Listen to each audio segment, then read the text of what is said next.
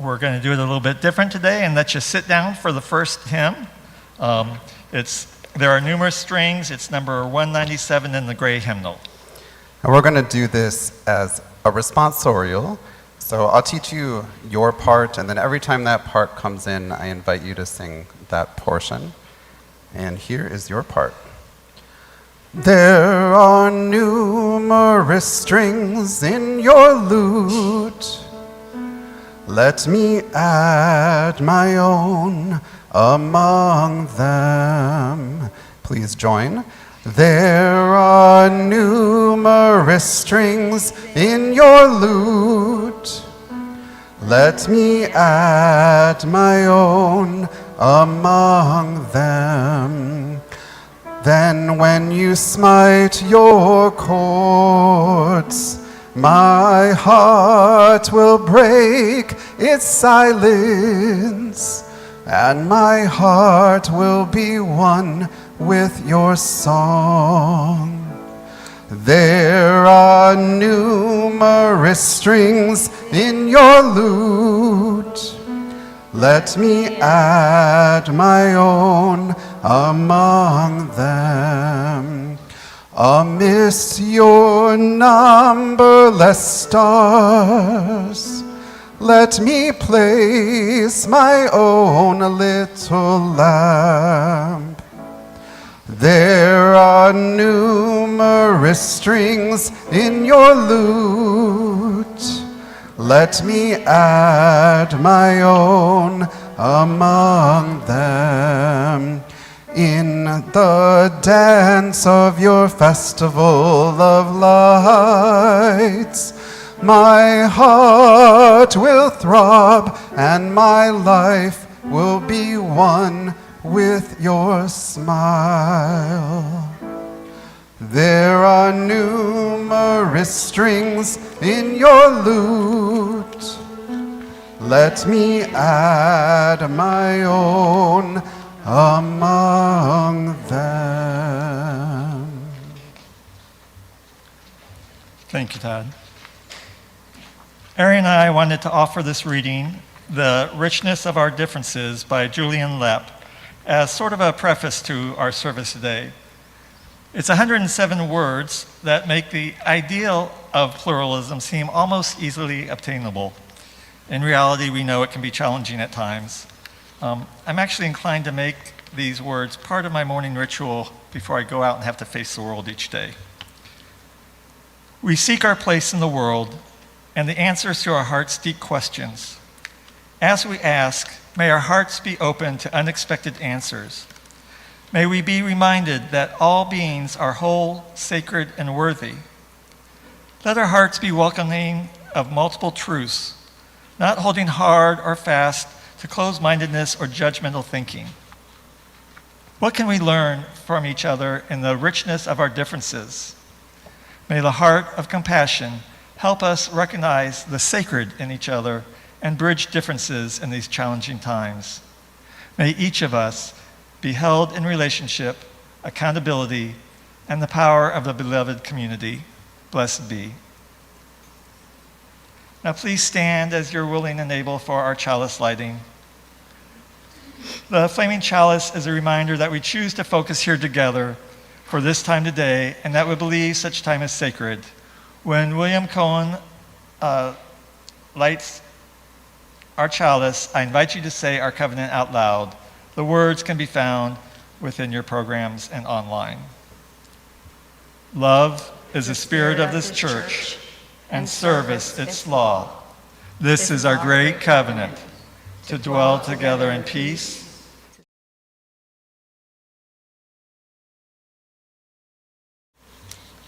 We come to the You time. can be seated now. Sorry. Before we keep you standing for a while.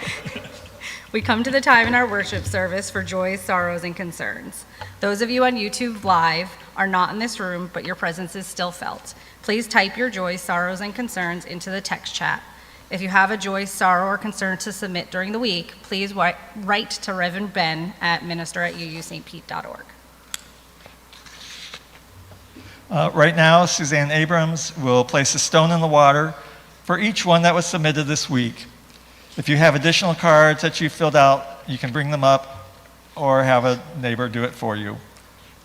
Once we have read each card, Ariana or I will say the person's name out loud, then we'll invite you to repeat the person's name as well. We have a Stone of Joy from Rob Myers. I'm delighted to be traveling to Honduras to visit my daughter Jocelyn and my many friends I left behind when I moved back to the United States. Rob Myers. Rob Myers. Oh, you don't have any? I don't have any. Another joy from Chrissy Logan for the pagan holiday Lammas, blessed be. Oh, Chrissy Logan, sorry.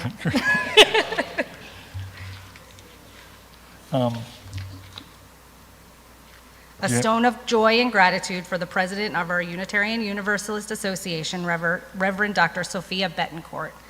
Another stone for our UUA staff and leaders, especially those from the Southeast region, Sophia Betancourt. And each week we appreciate someone or someones who have worked hard to accomplish our mission. This week we have a stone of joy for Jane Fanning. Most of you probably don't know Jane, but she and her husband Kent have been members for 50 years. She and Kent watch from home each week. Her participation and support in the weekly Caregivers Call has been so valuable. And on a side note, Kent started the Sunday morning discussion group that Robert Klingman now facilitates. Jane and Kent Fanning. Jane and Kent Fanning. And we will place the final stone for those joys and concerns that remain in our hearts, perhaps too tender to be spoken out loud.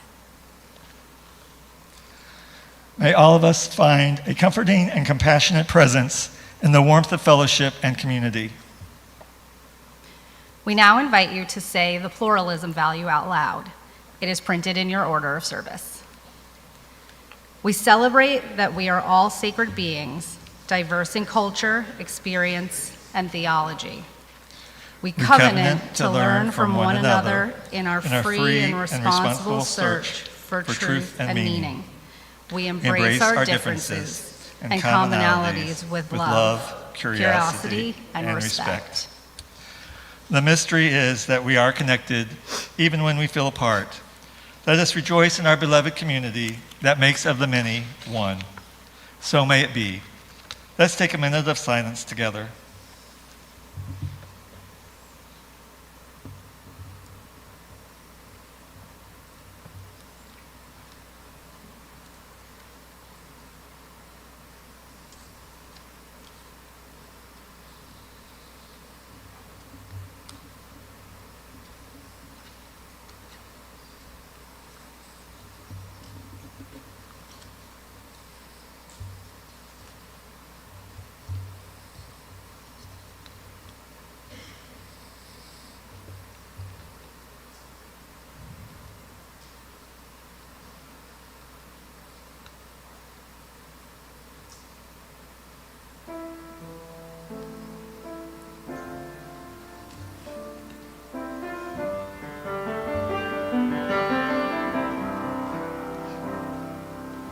Spirit of life, come unto me. Sing in my heart all the stirrings of compassion.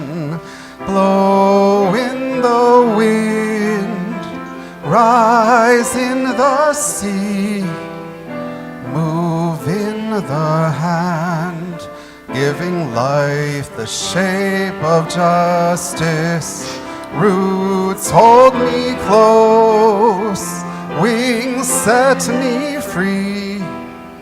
Spirit of life, come to me, come to me.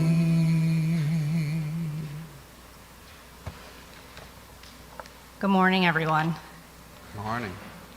I recently read an article in The Root by Lawrence Ware entitled, "Why It's Time to Retire the Term African American." Ware's argument that it may be time to retire the term African American in favor of Black Americans made me reflect not only on Unitarian Universalist values, but also on my own experiences.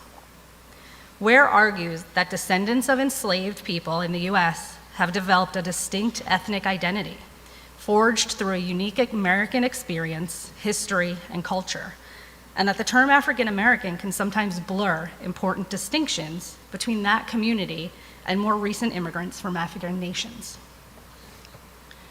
As a Unitarian Universalist, I was drawn to this conversation because it raises questions about identity, belonging, and the tension between unity and difference. These questions are not abstract for me, as I have spent my whole life navigating multiple identities as once being biracial. There are moments when people want a simple label, a neat category or a box to check. Yet my lived experience has taught me that identity is rarely that simple. Being biracial has helped me understand that heritage is not something that can be melted down into a single uniform identity. Different family histories, cultural experiences, and traditions coexist within me. They do not cancel each other out, they enrich one another. At the same time, I know what it feels like when people overlook part of my story, because it's easier to see me as one thing rather than many things. This is why Ware's critique resonates beyond the specific terminology debate. His concern is that broad labels can obscure distinct histories and cultures. Whether or not one agrees with his proposed language, the underlying principle is important. People deserve to have their unique stories recognized rather than absorbed and generalized. For those of us committed to racial justice, that means paying attention to the ways language can either illuminate or erase the lived realities of different communities. Anti-racism asks us not only to reject prejudice, but also to listen carefully when people describe themselves and the histories that have shaped them. It urges us to move away from statements like, "I don't see color," to instead embracing the beauty in our differences. This connects directly to the value of pluralism. Pluralism teaches us that our differences are not obstacles to overcome. They are gifts that deepen our shared life together. It calls us to move beyond simple tolerance towards genuine appreciation of the diverse experiences that make up our communities. It also challenges us to resist the tendency to generalize racial and cultural identities into broad categories that may unintentionally obscure injustice or silence distinct voices. For most of us, we were raised with the metaphor that the US is a melting pot. While that image celebrates unity, it can also imply that the goal is for everyone to blend together until distinctions disappear. I find that metaphor limiting. In a melting pot, the individual ingredients lose their original form. Their unique textures and flavors become harder to identify. The same thing can happen when we treat cultural identities as interchangeable, assume that broad categories tell the whole story, or expect total assimilation to the dominant culture. Anti-racism requires something more than colorblindness and sameness. It requires us to recognize how history, culture, and system of oppression have shaped different communities in different ways. Pluralism offers a more faithful vision. Instead of a melting pot, I think of a mosaic. In a mosaic, every piece retains its own color and shape. The beauty comes not from sameness, but from the way differences fit together to create something larger than themselves. My identity feels much more like a mosaic than a melting pot. I do not have to choose one side and discard the other. Both contribute to who I am. The same principle applies to the communities Ware describes. Black Americans descended from slavery. Nigerian Americans, Ghanaian Americans, Ethiopian Americans, and countless others may share connections, but they do not share identical histories. Recognizing those distinctions is not divisive. It's an act of respect. It's also an act of anti-racism because it refuses to erase the particular histories that racism itself has shaped. As Unitarian Universalists, we affirm the inherent worth and dignity of every person. To me, that dignity includes honoring individual differences. It means making room for complexity and resisting the urge to flatten identities into something more convenient or familiar. It also means approaching conversations about race with humility, recognizing that genuine solidarity begins with listening rather than assuming we already know the other person's experiences. My experience has taught me that belonging does not require erasing parts of who we are. In fact, true belonging happens when every part of us is welcomed. This is the promise of pluralism. Not many people melted into one identity, but many identities contributing their gifts to the shared community. In a time when conversations about race and identity can become polarized, Ware's article offers an opportunity to reflect on a deeper truth. Unity is strongest when it makes space for difference. We honor one another not by pretending our histories are the same, but by recognizing the particular experiences, cultures, and contributions that each person and community brings. It calls us to challenge the habits and assumptions that erase people's identities and to build communities where every story is heard, every history matters, and every person is welcomed in the fullness of who they are. Beloved community is strengthened not by ignoring our differences, but by honoring them with the honesty, curiosity, and respect.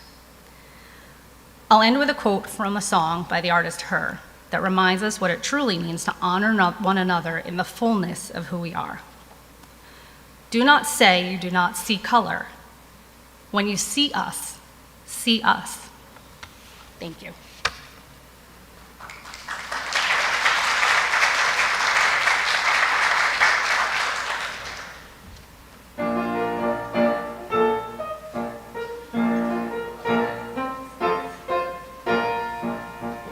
The seaweed is always greener in somebody else's lake. You dream about going up there, but that is a big mistake. Just look at the world around you, right there on the ocean floor. Such wonderful things surround you. What more is you looking for? Under the sea, under the sea. Darling, it's better down where it's wetter, take it from me. Up on the shore they work all day, out in the sun they burn away, while we devoting full time to floating under the sea.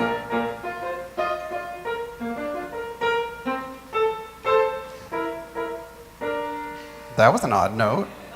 Down here all the fish is happy, as through off the waves they roll. The fish on the land ain't happy, they sad 'cause they in the bowl. But fish in the bowl is lucky, not yet for a worser fate. Yet one day when boss gets hungry, guess who's gonna be on the plate? Under the sea, under the sea. Nobody beat us, fry us, or eat us in fricassee. We what the land folks love to cook. Under the sea, we off the hook. We got no troubles, life is the bubbles. Under the sea, under the sea. Since life is sweet here, we got the beat here naturally. Even the sturgeon and the ray, they got the urgent start and play. We got the spirit, you got to hear it under the sea. The newt play the flute, the carp play the harp, the plays play the bass and they soundin' sharp. The bass play the brass, the chub play the tub, the fluke play the Duke of Soul. The ray he can play the lings on the strings, the trout rockin' out, the blackfish he sings, the smelt and the sprat, they know where it's at, and oh that blowfish blow.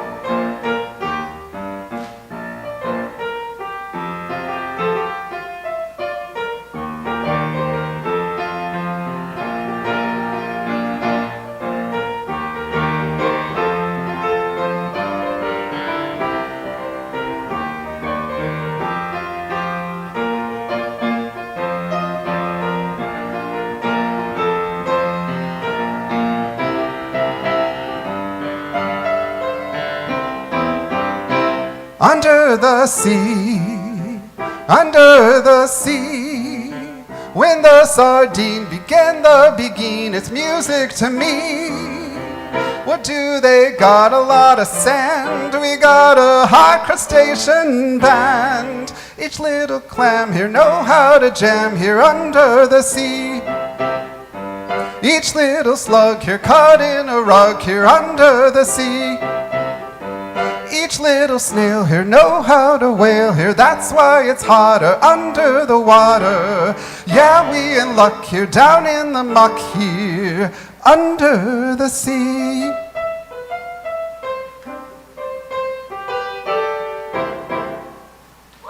My gosh.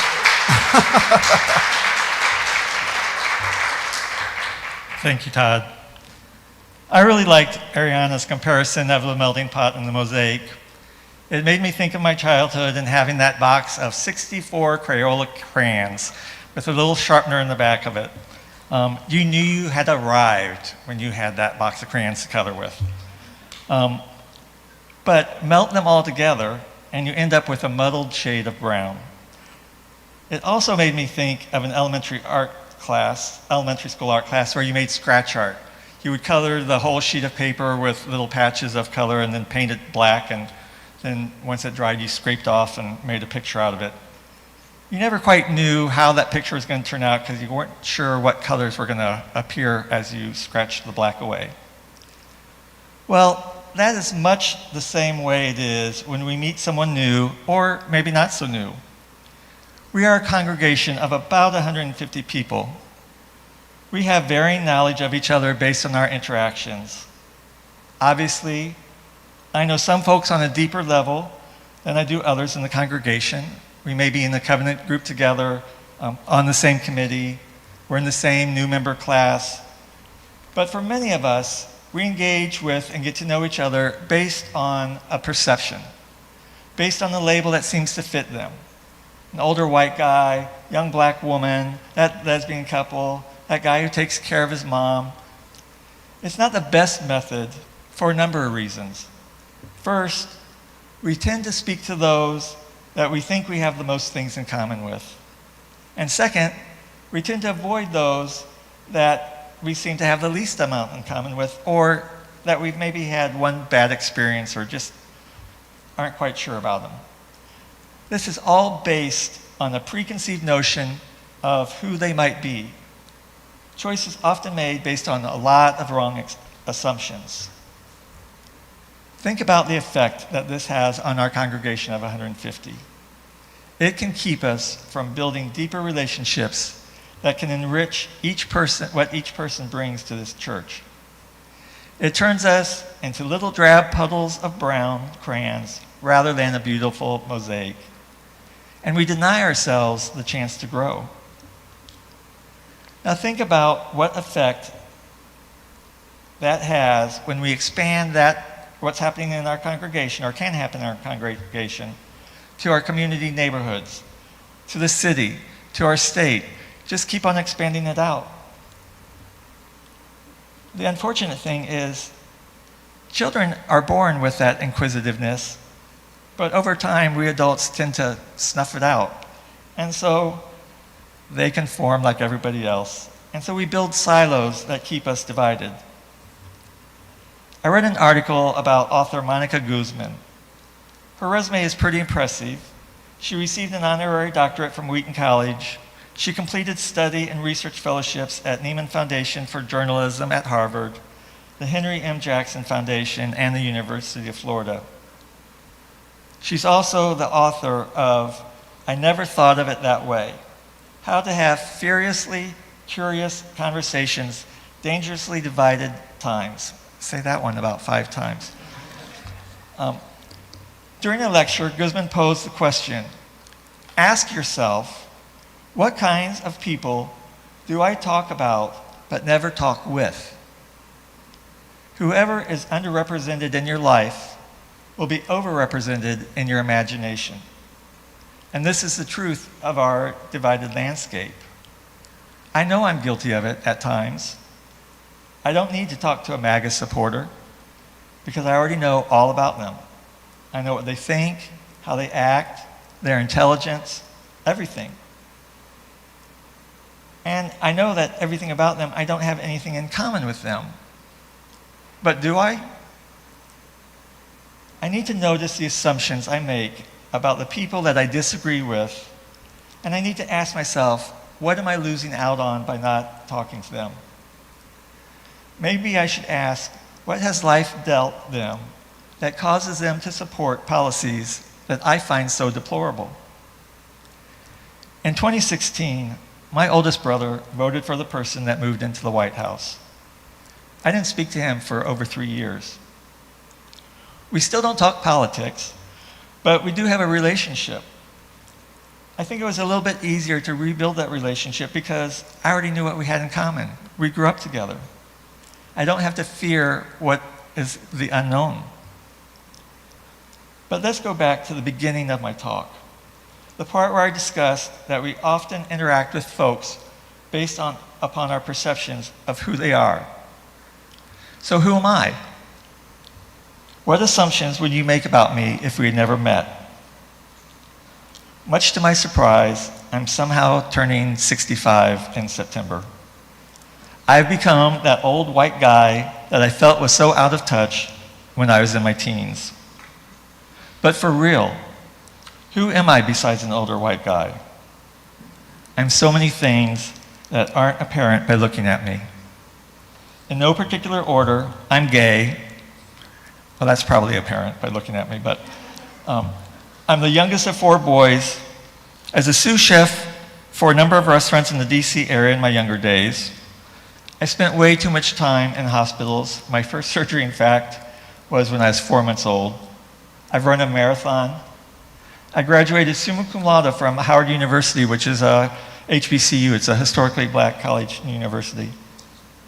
As a National Honor Society in high school, but I also ran away to St. Pete.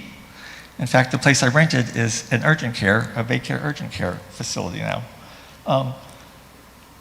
I survived the early years of the AIDS epidemic where too many friends died far too young. I've lived with HIV for nearly 30 years now. I lived in Kenya for 2 years. I was medically airlifted back to Portland from Zimbabwe. I was drugged and sexually assaulted. I met President Obama's grandmother and gifted her a white rooster. I'm in recovery for alcohol and substance abuse. I'm a federally convicted felon that spent 13 months in prison. I spent 6 months couch surfing because I was homeless. I had a partner for 11 years. I had a terrible speech impediment when I was young, and I cursed too much. And if you know me, I especially love the F-bomb. I experienced tribal violence and martial law in Kenya after an election was stolen. And while in Kenya, I went into toxic shock and was put into an induced coma, but survived, and woke up 11 days later and was released. Some of my ancestors enslaved people and raped them in order to increase their investment. I've seen the pictures of some of those relatives, those descendants of relatives, on Ancestry, but I haven't been able to trace the exact route of how we are related yet. But in time, I hope to meet some of them. I stood 3 feet away from a silverback gorillas in Rwanda, but I also saw the effects of genocide that took 800,000 lives in about 100 days. And I spent the last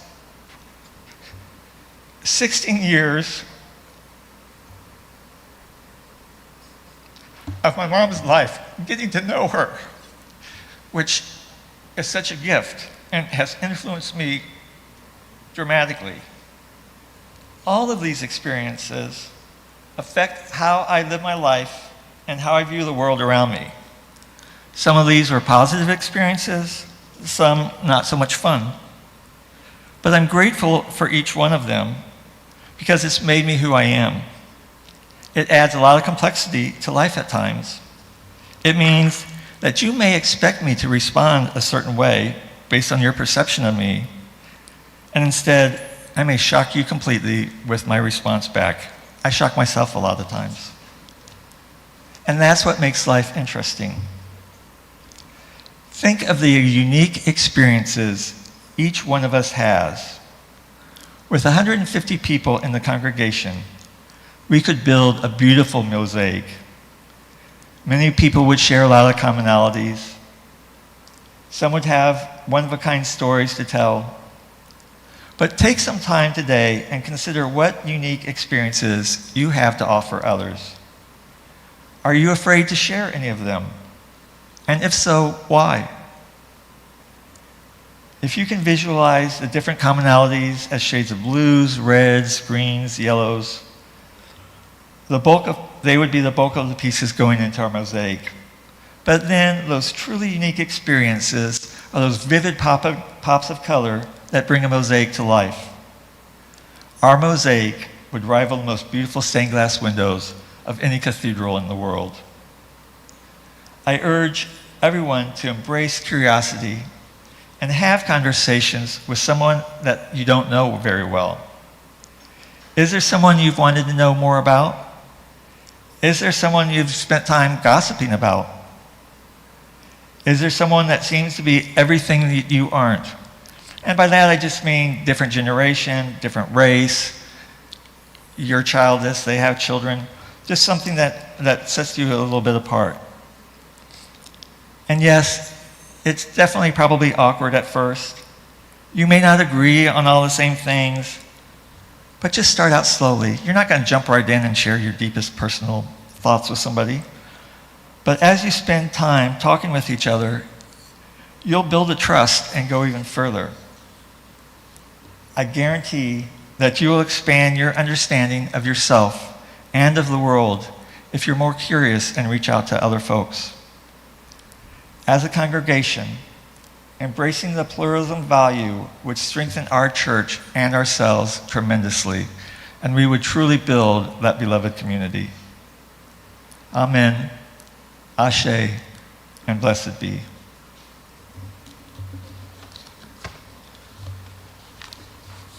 We eat fruit from trees planted long before we were born. May we plant seeds that bear fruit long after we're gone. In the sanctuary, the offering will now be given and received.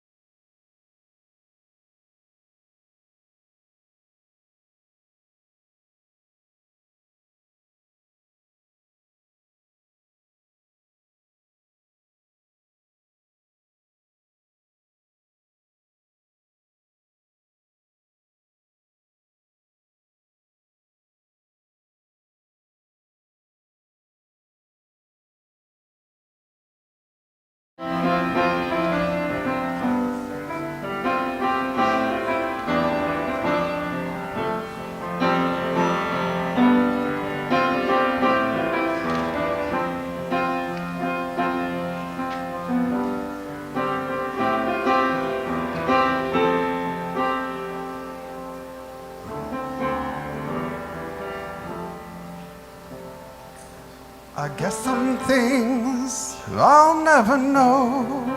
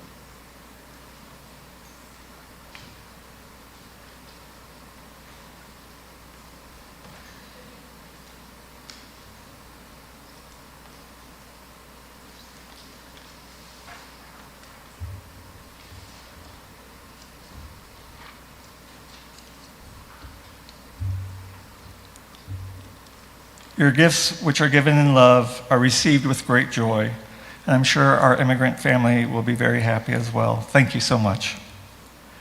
Now please rise as you are willing and able for our closing hymn, Hine Ma Tov, number 392 in the gray hymnal. I'm going to play the entire song once through first for meditation, and then please join in with the English words starting with how good the second time through.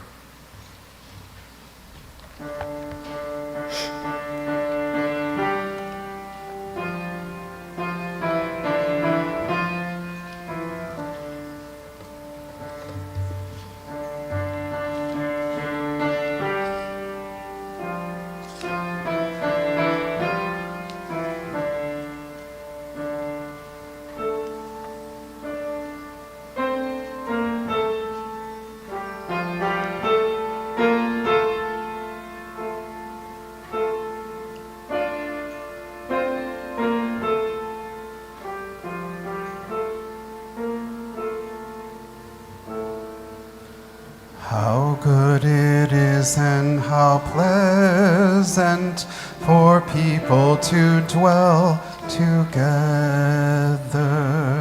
How good it is and how pleasant for people to dwell together. Good and pleasant, people in peace together.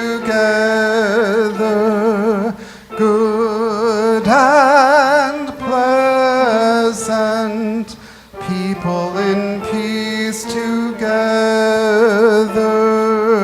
How good it is and how pleasant for people to dwell together. How good it is and how pleasant for people to dwell together.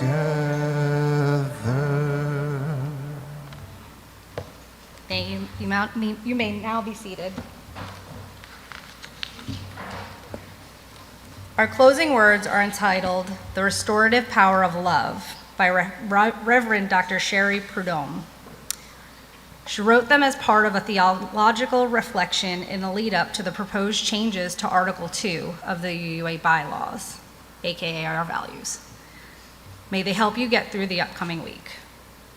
We affirm the power of love to heal what is broken, to hold us together across pluralities of diverse religious practices and beliefs, to hold us when things fall apart, to grow our capacities, and to guide us as we return again and again in our families and communities to side with love. Now please remain seated as Todd plays our postlude, which is another brick in the wall. This song might not be about teachers you know necessarily, but there are some teachers out there that this song is about.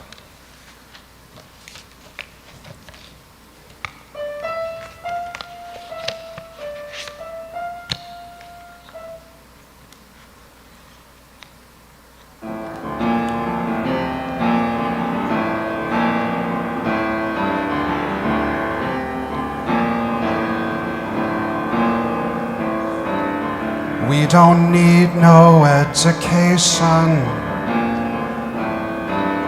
We don't need no thought control. No dark sarcasms in the classrooms. Teacher, leave them kids alone. Hey, teacher, leave them kids alone.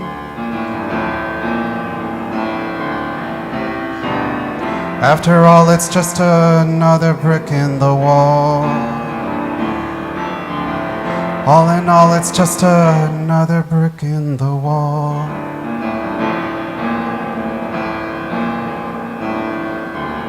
We don't need no education. We don't need no school control. No dark sarcasms in the classrooms. Teacher, leave us kids alone. Hey, teacher, leave them kids alone. All in all, it's just another brick in the wall.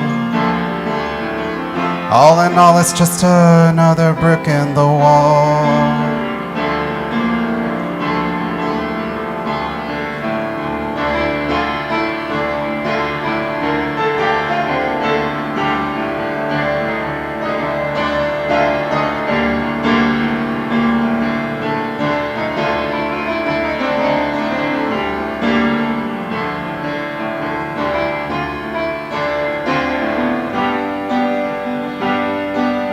Hey, teacher, leave them kids alone. All in all, it's just another brick in the wall. All in all, it's just another brick in the wall.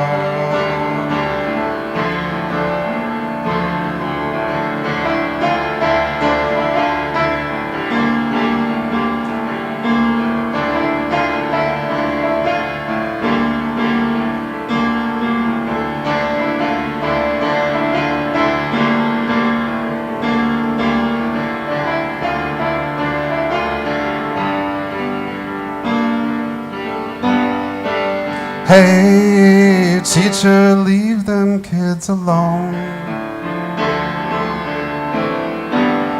All in all, it's just another brick in the wall.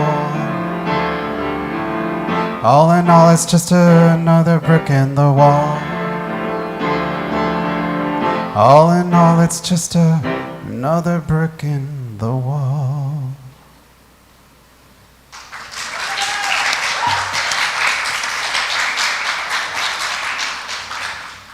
We invite you to follow along with the hand gestures as William Cowan extinguishes our chalice. The words to USP's traditional chalice extinguishing are in your order of service. We extinguish this flame